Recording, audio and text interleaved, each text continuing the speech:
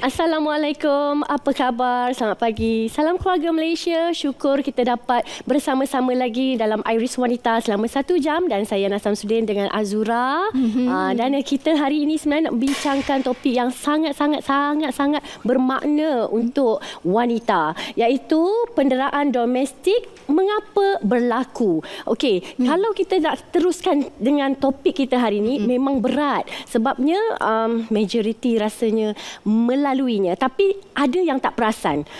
Penderaan domestik apakah itu? Tetapi ini bukan kami yang akan bincangkan, tetapi panel-panel kami yang kita akan jemput sekejap lagi. Betul, kita akan bawakan topik ini sebentar saja lagi. Tapi Ana, pagi-pagi ni kan dapat tidur yang cukup tak hari ni? Alhamdulillah. Kalau kita tidur tak cukup, nanti kita rasa macam kita terdera pula. Kita akan mungkin juga boleh menyebabkan stres. Bila kita tak cukup, badan kita tak cukup rehat, itu yang menyebabkan kita stres. Dan bila mengalaminya stres, ini yang boleh menyebabkan kita akan menyusahkan orang-orang sekeliling kita kan. Bila kita punya emosi tak stabil, dan macam-macam perkara lah boleh terjadi. Jadi pastikan kita mendapat tidur yang cukup, rehat yang cukup, dan juga pastikan kita juga mengambil pemakanan yang seimbang ya. Kita nak berkongsilah dengan penonton Iris Wanita kita tentang tips-tips menghias rumah ya Nah. Yelah, nanti musim-musim perayaan kita nak perayaan guna dah ataupun me time kita kan. Nak kemas rumah, nak pastikan rumah kita sentiasa cantik. Jadi kita boleh saksikan VT ni.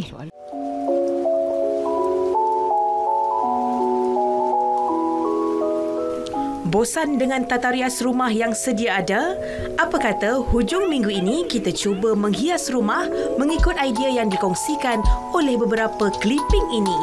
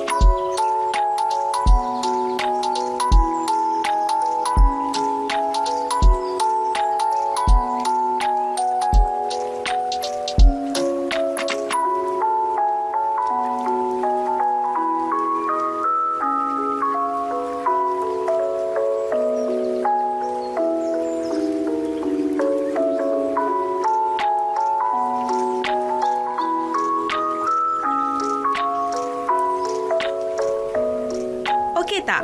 Selamat mencuba. Tu dia antara perkongsian menarik tentang tips-tips menghias rumah ya Nak. Awak pun suka juga menghias rumah kan? Saya suka. Bukan rumah je, taman pun saya hias. Kan bila dah jadi kaum wanita ni pandai-pandai lah kita kan. Kita mesti kena sentiasa pastikan rumah kita dalam keadaan yang cantik. Jadi bolehlah menyaksikan Iris Wanita sebab kita menyediakan pelbagai tips bagi menghias rumah anda. Sebab menghias rumah ni sebenarnya dia akan mempengaruhi mood kita. So mood kita ni juga mempengaruhi psikologi kita. Betul. Untuk kita menjalani harian kita tidak boleh ada mood yang tak okey, yang tak bagus, vibe yang negatif kan. Betul. Sebab ia mempengaruhi hal rumah tangga kita. Dan bila terjadi perkara-perkara macam inilah yang menyebabkan berlakunya keganasan domestik, kerana ia mempengaruhi psikologi kita. Dan bagi bercakap mengenai perkara ini, sebenarnya kita ada tetamu jemputan. Tapi apa pun sebelum itu, kita saksikan parodi yang telah disediakan ini dan kita kembali lagi selepas ini.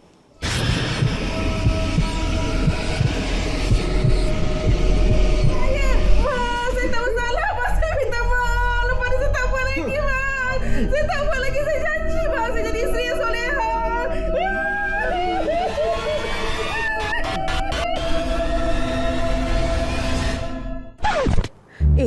Ya Allah, senang-senang je bapa engkau ni Sarah. Dia boleh pula tidur je kita penat masak apa semua. Bang. Nah, jaga anak ni. Senang-senang je siang-siang tidur. Kita dah penat masak, jaga anak. Senang-senang je. Huh.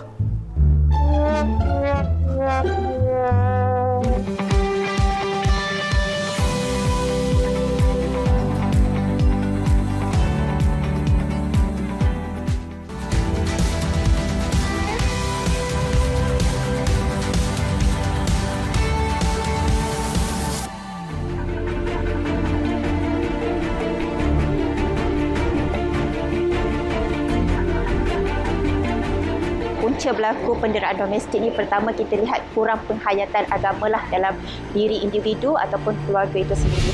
Pada hemat saya, penderaan domestik ini berlaku disebabkan oleh masalah kekeluargaan. Faktor kekeluargaan itu memainkan peranan yang amat penting. Banyak berlaku disebabkan oleh faktor ekonomi sebenarnya. Okay?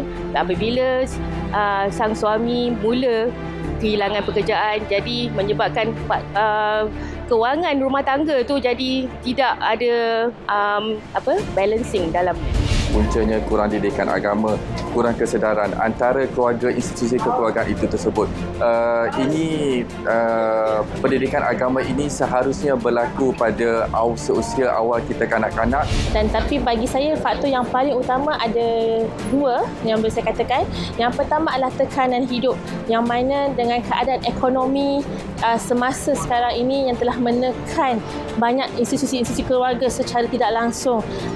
Kemudian dengan berlakunya lagi pandemik. Kekurangan pendidikan merupakan salah satu faktor kepada kes-kes penderaan yang berlaku di Malaysia ini. Kenapa saya berkata sebegitu? Sebab apabila pendidikan kurang, jadi secara tidak langsung moral juga berkurangan. Bagi pendapat saya, punca itu terlalu banyak. Tapi kalau kita kira dalam masa sekarang ni, berkemungkinan tinggi ekonomi merupakan salah satu puncanya lah. Sebab kita semua dapat merasakan inflasi bagi saya. Jadi dengan itu, semua orang akan merasa sedikit terbeban, tertekan, hilang kerja, PKP, banyak benda kan. Benda utama yang kita perlu lihat adalah cara didikan. Sebab sebenarnya daripada didikan tu kita boleh pupuk dan kita boleh sematkan nilai-nilai yang murni dalam diri masing-masing, yang mana kita sepatutnya menghormati sama sendiri. Berbicara lebih panjang berkenaan topik ini, kita persilakan tetamu jemputan kita hari ini, iaitu Profesor Datin Dr. Mariani Magno yang merupakan pakar psikologi dari Universiti Segi, dan di sebelahnya Superintendent Wong Poi Lin yang merupakan penolong pengarah bahagian seksual wanita dan kanak-kanak Jabatan Siasatan Jenayah Bukit Aman. Selamat datang. Terima kasih. Oh, manis semuanya kan. Tapi banyak handle kes-kes wanita ni kan. Sihat ya? Sihat. Alhamdulillah. Oh, serentak. Okey. Sehati sejiwa. Sehati sejiwa. Ya, kita nak tanya Prof dulu. Tanya Prof. Prof, bila kita sebut pasal keganasan domestik, kita akan bayangkan mengenai penderaan, pukul kan. Dan mesti ada kecederaan yang berlaku di fizikal yang kita nampak. Tapi sebenarnya penderaan domestik ni terbahagi dalam beberapa kategori. Yeah. Dia sebenarnya bila kita kata penderaan domestik, kita jangan lupa bahawa bila kita kata domestik tu maknanya melibatkan individu-individu tertentu lah ya. Suami, isteri, anak-anak. Jadi kalau dikatakan penderaan domestik, dia bukan saja seperti Yana sebut tadi melibatkan fizikal, tetapi juga melibatkan emosi. Jadi bila melibatkan emosi, bila fizikal kita nampak. Tapi bila orang kata emosi itu tak nampak, sebenarnya boleh nampak juga. Dan satu lagi ialah penderaan mental. Orang kata tak nampak mana cacat cela, mana luka-luka. Tetapi sebenarnya boleh nampak juga. Jadi bermaksud di sini ialah kalau kita kata keganasan domestik, ya, dia bukan saja melibatkan fizikal, tetapi juga melibatkan mental. Siapa sahaja yang berada dalam lingkungan rumah tangga itu, fizikalnya, mentalnya, emosinya, dan secara keseluruhannya ialah kesihatan mental. Jadi ini yang dikatakan keganasan domestik yang sekarang ini mereka di luar sana, masyarakat di luar sana perlu tahu bahawa dia bukan sahaja melibatkan pukul-memukul, tendang-tendang ataupun apa sahaja cara sehinggakan yang mangsa itu akan didapati luka-luka, kecederaan sana sini dan sebagainya. Tapi jauh lebih pada itu, lebih mendalam lagi. Dan ini sepatutnya dimaklumi ataupun diketahui oleh semua yang ada di sana, terutama ahli keluarga itu sendiri. So maksudnya domestik ni hanya berada di dalam lingkungan keluarga. Ya, dalam lingkungan keluarga. Tapi selalunya kalau dalam lingkungan keluarga dia melibatkan suami, isteri, anak-anak.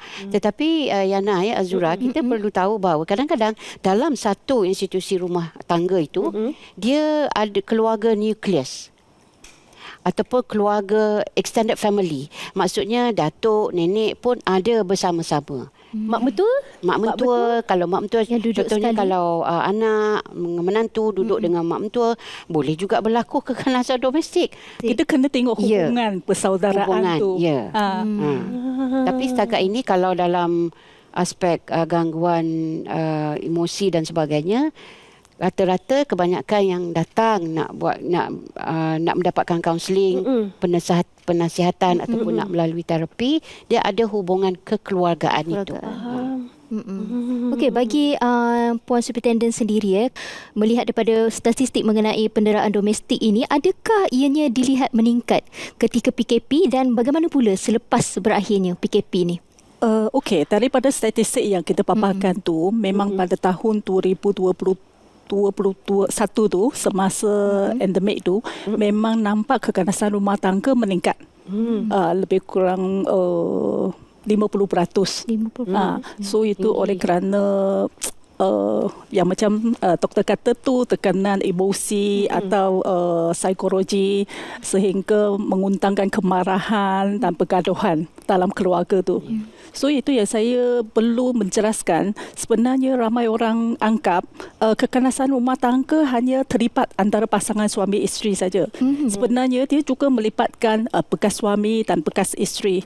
Kadang-kadang walaupun perkahwinan mereka belum ditaftarkan atau masih dalam proses untuk ditaftarkan, selagi perkahwinan mereka mengikut satu bentuk yang istiadat, di mana diiktirafkan sebagai istiadat perkahwinan, mengikut agama atau adat pihak-pihak berkenaan, pun kira mematai untuk anggapkan sebagai keganasan rumah tangga.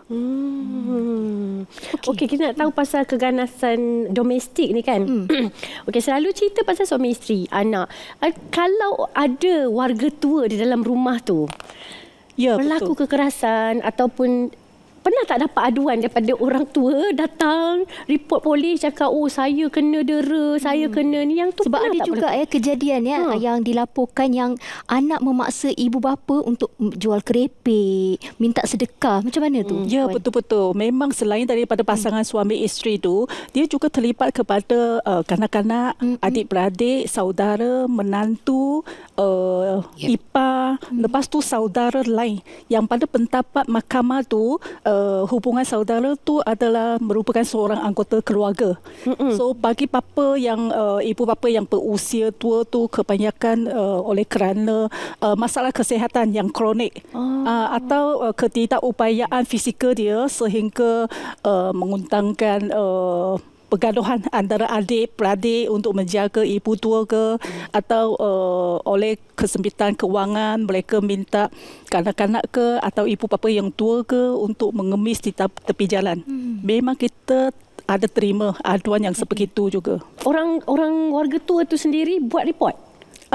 Kebiasaan tu orang awam yang buat report. Tapi sebenarnya dia boleh buat report kan? Boleh, siapa-siapa pun boleh buat report. Siapa kemungkinan dia rasa kasihan ke atas budak-budak yang berkeliaran di tepi jalan ke, memang semua orang tu boleh buat report. Selepas laporan dibuat tu, pihak polis tu atau kita akan rujukan kepada JKM, Jabatan Kebajikan Masyarakat, bersama-sama ambil tindakan. Okey Prof, saya nak bertanya kepada Prof, kalau kita melihat daripada segi geografinya, adakah penderaan domestik ini selalunya berlaku di ibu kota? Bagaimana pula mereka yang berada di luar daripada ibu kota? Dia sebenarnya penderaan ataupun keganasan domestik ini berlaku di mana-mana. Selagi ada yang bernama keluarga, selagi ada yang bernama masalah, maka dia akan berlaku baik di bandar, baik di luar bandar, orang kata baik di pinggir bandar, dia berlaku. Cuma sekarang ini apakah kemudahan yang ada di persekitaran itu sedikit sebanyak boleh mempengaruhi sama ada keganasan domestik itu berlaku dalam kadar yang tinggi ataupun dalam peratusan yang rendah. Ya, kalau kita lihat mungkin laporan-laporan itu, saya tak pasti statistik itu banyak dari bandar ataupun luar bandar, tetapi sebenarnya keganasan ini dah berlaku daripada zaman dahulu lagi. Cuma kita tak ada media nak laporkan, kita tak boleh nak viralkan. Sekarang ini ada saja pendaraan viral. Jadi umum tahu semua. Jadi bergantung kepada apa yang Zura sebut tadi. Dia kadang-kadang pada saya dia lebih kepada dalam kajian-kajian dia lebih kepada infrastruktur persekitaran itu. Dan jangan lupa juga bahawa dalam keadaan dunia sekarang, terutama kita baru lepas pandemik, kita sekarang masuk endemik, kebanyakannya tidak bekerja, kebanyakannya masih lagi mencari pekerjaan. Ya, tadi kami bincang-bincang semua, kemelesetan ekonomi sebenarnya boleh membawa kepada keganasan domestik jika ahli dalam keluarga itu tidak pandai untuk melakukan pengurusan emosi, macam mana nak urus marah mereka, macam mana nak selesaikan masalah demi masalah. Jangan jadikan masalah atau stres itu sebagai unfinished business. Maka keganasan ini akan berlarutan macam mana sekalipun jauh bumi, jauh lokasi SES-nya. Okey, kita juga nak bertanya kepada Puan sendiri, adakah penderaan domestik ini berpunca juga daripada penyalahgunaan dadah? Tetapi mungkin Puan boleh menjawab sebentar saja lagi kerana kita ingin saksikan dulu bingkisan dia yang telah disediakan ini, dan kita akan berhenti rehat seketika dan kita akan kembali selepas ini.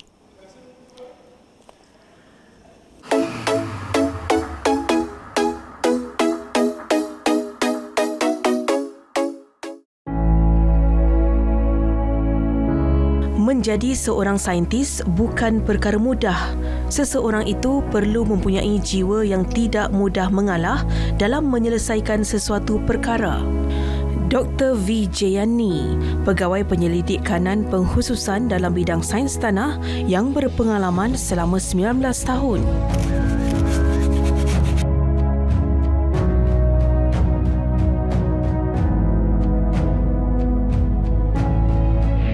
Hai, saya Dr. Jayani Wijanathan. Saya berasal daripada Kuala Lumpur. Saya bekerja sebagai saintis tanah di Institut Penyelidikan Perhutanan Malaysia, FRIM. Mendalami bidang sains tanah sejak 2003 dan penyelidikan beliau meliputi pemeliharaan tanah, pemulihan, kimia tanah dan tumbuhan serta peranan tanah dalam perubahan iklim. Dan beliau juga adalah timbalan Presiden Persatuan Sains Tanah Malaysia ketika ini. Ada segelintir masyarakat mempunyai persepsi bahawa kerjaya penyelidik adalah hanya duduk di dalam makmal sahaja. Tetapi sebenarnya kerjaya ini perlu juga turun ke lapangan mengikut bidang yang bersesuaian. Saintis tanah ni biasanya kebanyakan akan bekerja di lapangan, di mana kita dijemput oleh penimbang tara sama ada yang hendak meneroka tanah untuk menjalankan pertanian, penghutanan semula ataupun pembangunan. Mereka akan menjemput kita untuk menilai tanah tersebut sama ada tanah tersebut sesuai untuk tanaman ataupun pokok hutan yang mereka nak tanam.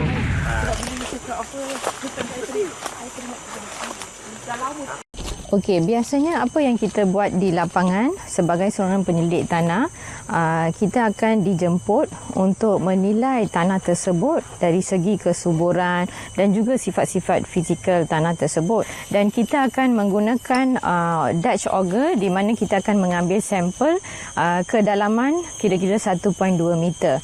Dan sampel ini akan diambil pada kedalaman ataupun horizon yang berlainan. Sampel tersebut akan dinilai menggunakan ciri-ciri tanah tersebut, contohnya warna dan juga tekstur. Ini adalah buku yang digunakan untuk menentukan tanah tersebut. Warnanya menggunakan ciri-ciri yang berlainan. Kita akan lihat dahulu di dalam Munsell Color Chart di mana tanahnya sesuai untuk dikategorikan. Dan kita juga akan melihat tekstur tanah. Tekstur ni adalah berpandukan kepada sama ada tanah tersebut adalah berpasir, mempunyai kandungan liat ataupun lempung yang tinggi ataupun kelodak lah. So, kita ada probe yang macam ni. Kita akan masuk ke dalam tanah. Okey. So, bila kita dah masuk ke dalam tanah, dia akan memberi bacaan di dalam dia punya probe tersebut. So daripada sini memberi kita satu maklumat ataupun observation, pemerhatian awal untuk kita menentukan apa jenis tanah ataupun bagaimana sama ada tanah tersebut adalah asid ataupun alkali. Dr. Vijayani berjaya merangkul anugerah penyelidik wanita cemerlang daripada Venus International Foundation di Chennai, India. Pengiktirafan ini diberi oleh satu badan antarabangsa dan mereka telah mengiktiraf saintis-saintis bukan saja daripada sains pertanian, juga daripada sains sosial, kejuruteraan, kesihatan, ekologi kemanusiaan. So saya dapati daripada 974 pencalonan tersebut 33 orang saintis sahaja terpilih dan saya amat bangga kerana dapat mengharumkan nama negara serta institut saya lah, FRIM. Menurut beliau, anugerah ini adalah satu kejayaan atas usahanya dalam bidang kesuburan tanah selama ini. Kalau kita lihat bidang sains tanah ni semakin berubah disebabkan pada masa dulu tanah ni dilihat sebagai satu sumber yang hanya digunakan untuk pertanian. Tetapi kalau sekarang dalam konteks perubahan iklim, dia dilihat sebagai satu sumber yang boleh menyimpan karbon di dalam tanah. Kita boleh menyatakan berapa banyak stok karbon di dalam tanah. So disebabkan itu saya rasa kita sentiasa kena melatih diri kita dan juga percaya kepada kebolehan diri sendirilah. Kita tak perlu rasa kita tak boleh putus asa dan melakukan yang terbaik. Dia Dr. Vijayani.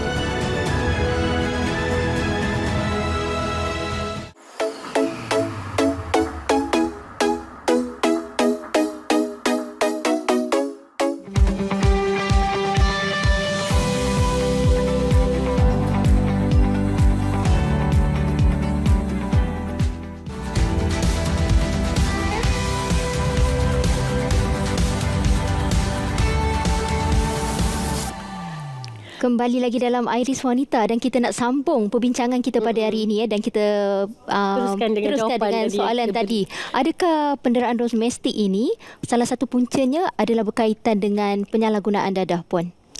Betul juga daripada statistik yang kita paparkan tu, penyalahgunaan tu dadah tu menyumbang lebih kurang 21% daripada jumlah kes kekerasan rumah tangga. So kita tidak boleh menafikan selain daripada penyalahgunaan dadah atau kedagihan alkohol pun juga merupakan satu penyumbang yang tertinggi bagi kes-kes kekerasan rumah tangga. So oleh kerana kesan pengaruhan alkohol atau dadah tu sehingga pelaku atau pendera gagal mengawalkan diri dan emosi akan mencetuskan pergaduhan antara ahli-ahli keluarga. Itu pun merupakan satu punca yang bagi kesan yang negatif lah kepada kerukunan tu rumah tangga. Kalau saya ingin Sila. Tambah. Tadi Puan Wong ada maklumkan bila dia dah pengaruh dadah, pengaruh alkohol, dia tak boleh kawal emosi. Sebenarnya mereka yang di bawah pengaruh dadah dan alkohol, mereka ni hayal. Dan di sinilah tindak tanduk itu akan membawa kepada penderaan atau keganasan jika ada provokasi-provokasi. Ya, dia terutama dalam keluarga tu, contohnya lah isteri provokasi, bila lagi ni duit tak ada, itu ini, anak-anak pula bising, ayah bila nak online, laptop tak ada, komputer tak ada, contohlah ya. Jadi bila perkara ini menjadi satu provokasi dengan mereka hayal, jadi dengan tindakan separa sedar, maka akan berlakulah orang kata keganasan, mungkin pukul memukul ataupun dengan kata-kata. Kita jangan lihat pada fizikal saja. Kata-kata juga kadang-kadang membawa kepada penderaan emosi. Contohnya kalau contohlah mungkin nak mudah lagi faham, melibatkan mungkin keturunan. Keturunan awak memang macam tu, pencuri itu ini. Jadi maksudnya ataupun awak lagi keturunan lagi secara verbal lah. Jadi secara verbal. Jadi ini semua adalah provokasi yang boleh membawa kepada keganasan itu, yang mana punca tadi ialah yang Puan Wong sebut tadi, yang nombor 1 tadi ialah penegangan dadah dan juga ketagihan alkohol. Walaupun orang kata silapnya ialah selisih faham. Tapi bila dah selisih faham itu datangnya daripada hayalnya di bawah pengaruh dadah dan juga alkohol tadi. Itu juga Yana, kadang-kala ada mangsa ni tidak tahu bahawa mereka ini adalah mangsa penderaan mental kan, sebab kadang-kadang bila bergaduh tu dan mengeluarkan kata-kata tu, bagi mereka ia adalah perkara biasa. Jadi mereka tetap hidup dalam keadaan yang macam tu walaupun dimaki, hamun, diherdik kan, tapi bagi mereka ini adalah perkara biasa. Selalunya lah kan Prof, adakah kita boleh mengenali mereka yang sentiasa menjadi mangsa? Adakah mungkin mangsa ini terdiri daripada golongan yang sentiasa mengikuti kata, ikut saja kata, ataupun mereka yang pendiam ke yang selalu menjadi mangsa? Adakah orang yang orang kata aktif ataupun berani tu jarang menjadi mangsa penderaan domestik? Dia sebenarnya orang yang berani dan orang yang lebih ekstrovert tu kadang-kadang dia berlaku dalam situasi tertentu. Orang kata contextual experience.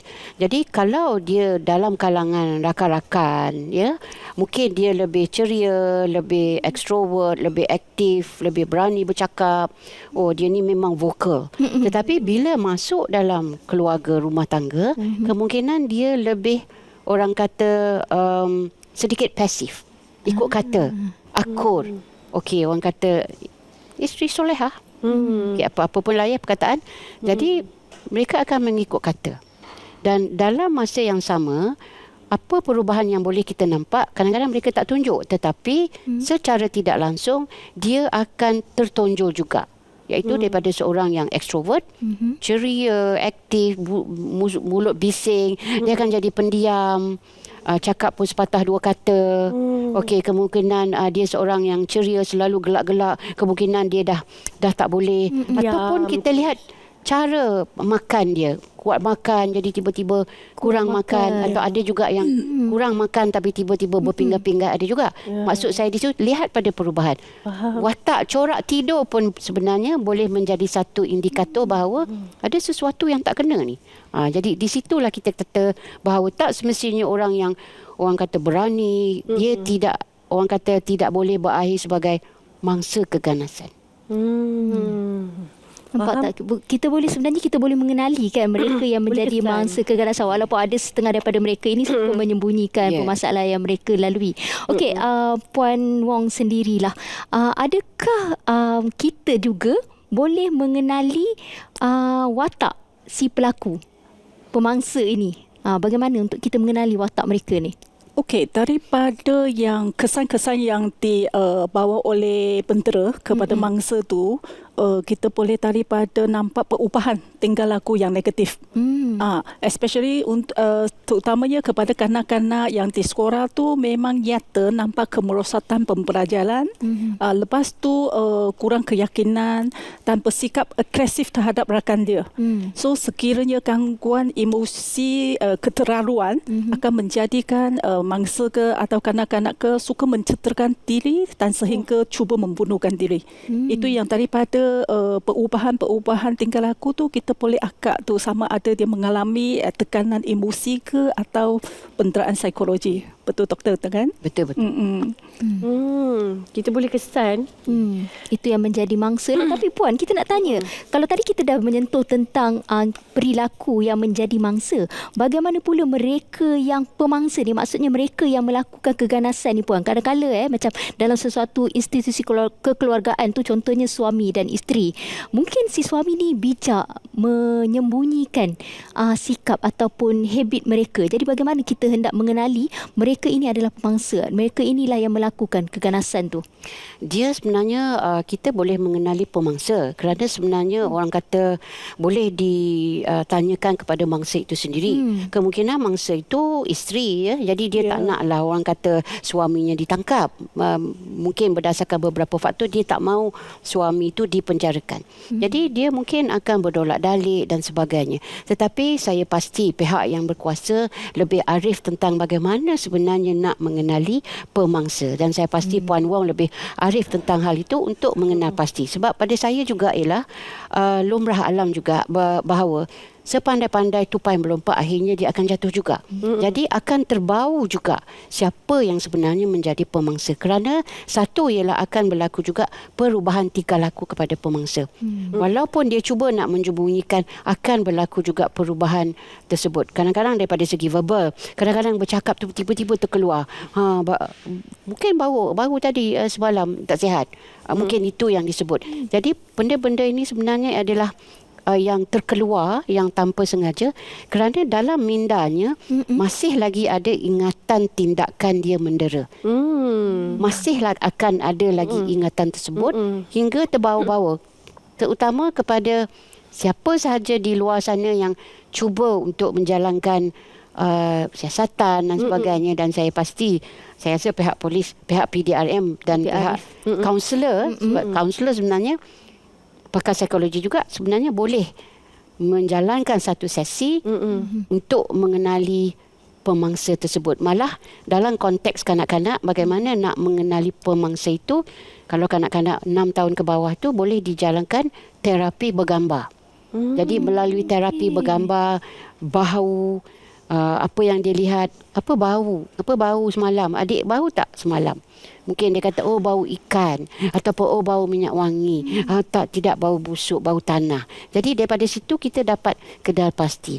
Jadi kaunselor, pakar psikologi, pakar terapi, mereka kadang-kadang tahu bagaimana nak mengenal pasti pemangsa itu dari mungkin kanak-kanak. Dan dewasa perlu berhadapan dengan mereka yang lebih bijak lah. Dan kalau dalam konteks di sini, saya rasa seperti saya sebut tadi, Puan Wong lebih arif tentang perkara itu.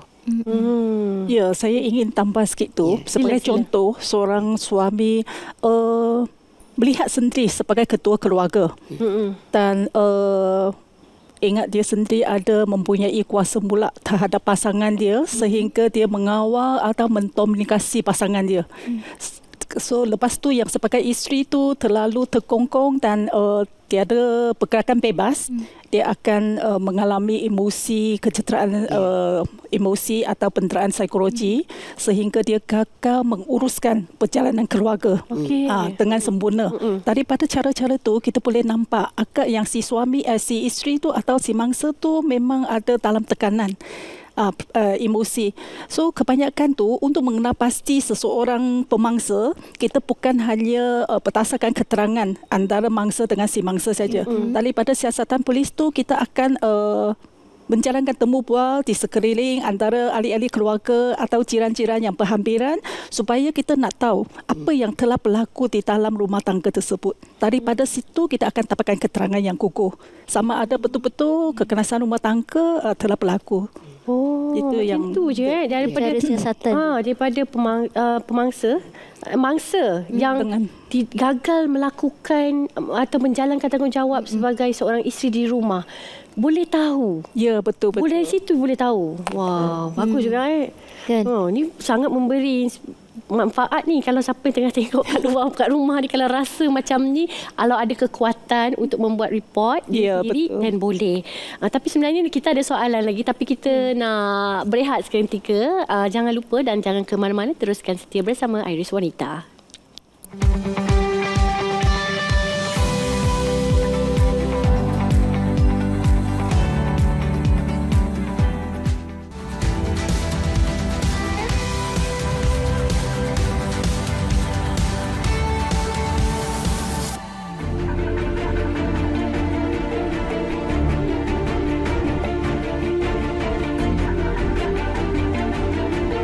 Cadangan terbaik ialah pertama, kita kena perkukuhkan penghayatan agama dalam diri mereka itu sendiri. Ilmu keibuapan itu haruslah diterapkan kepada setiap ibu bapa supaya mereka lebih bersedia untuk menghadapi situasi yang sukar dan menyelesaikan setiap permasalahan itu secara lebih berhemat. Si isteri ataupun si suami kena sama-sama melibatkan diri untuk mencari sumber kewangan yang memastikan keluarga mereka terjamin. Saya rasa semua pihak perlu memainkan peranan, terutamanya masyarakat di sekeliling kita, supaya kita lebih memberi perhatian kepada apa yang berlaku di sekeliling kita. Sebagai seorang ibu, sebagai seorang bapa, seorang suami, seorang isteri, kita harus melengkapkan diri kita dengan ilmu yang sepatutnya, didikan yang sepatutnya, pegangan agama kita sepatutnya. Kerajaan harus mengambil isu ini lebih berat dari segi undang-undang dan dari segi pendidikan juga. Sekiranya terdapat kes-kes penderaan, kerajaan harus memainkan peranan yang aktif untuk menangani isu ini dengan segera. Mungkin anger management lah kot. Sebab apa-apa pun berpunca dari diri sendiri. Banyak orang pun ada masalah. Semua orang pun ada masalah masing-masing.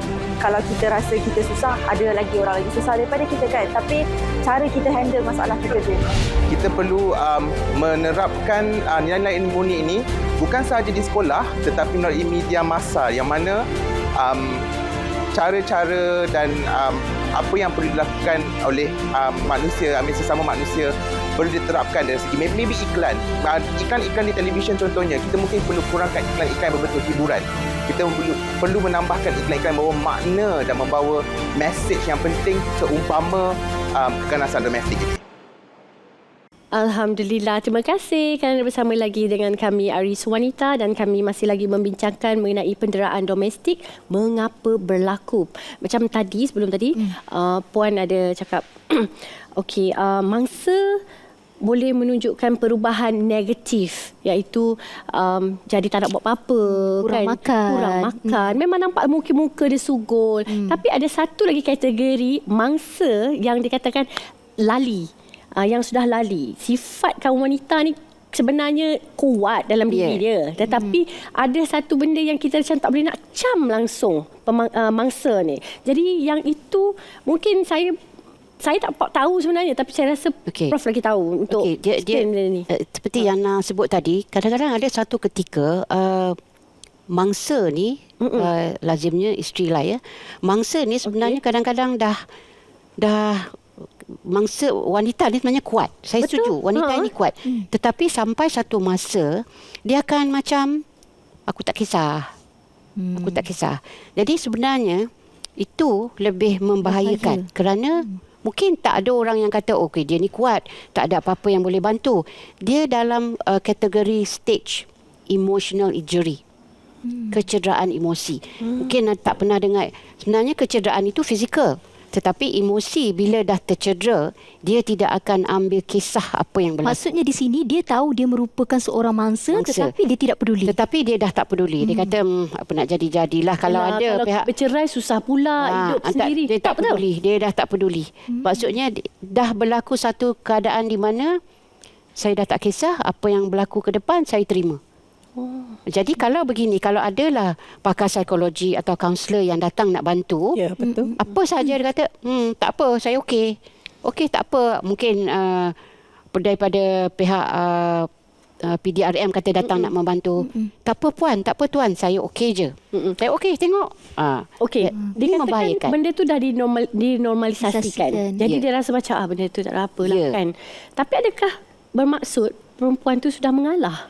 Dia kemungkinan dia sudah mengalah dalam keadaan yang sebenar, yang mana dia dah, orang kata dia dah, kalau kemurungan itu lain. Kalau kemurungan itu dia masih nak fight, dia masih nak berlawan, tetapi tak ada upaya. Yang ini ada upaya tetapi tak ambil kisah dah. Tak nak ambil kisah sebab dia dah lali dengan keadaan. Dia dah lali dengan, mungkin kalau kita ni, kalau ada orang yang mencemuh kita selalu, ya, mencemuh sana, mencemuh sini, dia dah tak kisah. Tetapi dia akan still, orang kata life move on. Tapi yang ini life move on tetapi secara ada orang nak bantu, I don't care.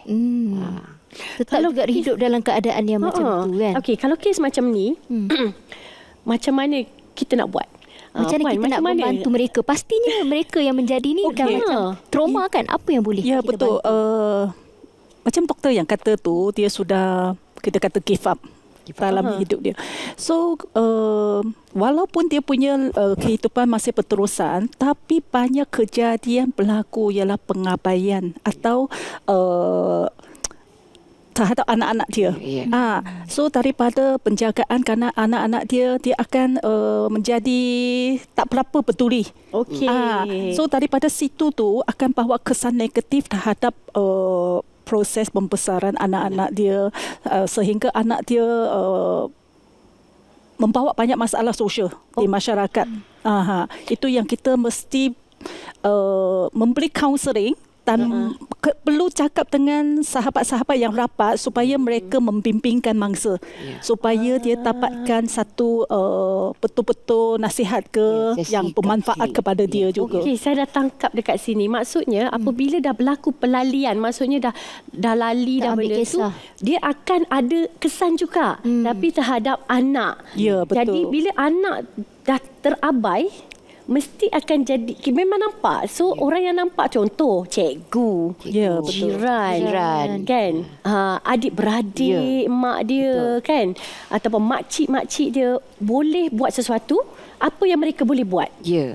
Apa yang mereka boleh buat? Memberi khidmat, nasihat dan memberi sokongan, dan supaya mereka adakan keyakinan diri sendiri untuk tampilkan diri, untuk sama ada buat laporan polis ke atau jumpa dapatkan perkhidmatan kaunseling ke, itu pun supaya dia kurangkan dia punya emosi, kecederaan emosi. So tadi pun ada sebut boleh report polis, tapi kebanyakan orang yang nak mengadu ni dia takut sebab nanti dia pula kena. Dia takut nanti identiti dia terbongkar kan. Masyarakat macam mana tu takut. Macam mana kita boleh buat? Adakah identiti mereka dirahsiakan atau sebenarnya kita semua merupakan tanggungjawab untuk semua pihak tu.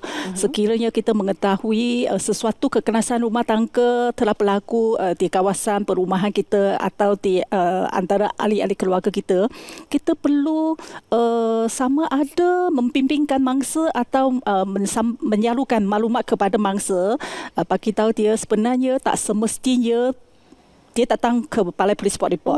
Dia ada tarian-tarian yang dalam berkhidmat dalam 24 jam yang disediakan oleh kerajaan atau NGO supaya mereka boleh dapatkan nasihat atau sokongan atau bantuan dengan segera. So sekiranya dia rasa memang tak boleh selesaikan masalah, dia boleh berhubung dengan Balai Polis yang berhampiran untuk mendapatkan bantuan segera. Kalau lagi selagi dia tidak mau pihak polis campur tangan dalam rumah tangga dia juga boleh buat pengaduan di pejabat kebajikan masyarakat yang berhampiran, supaya pegawai kebajikan boleh memberi nasihat dan memberi bantuan kepada dia.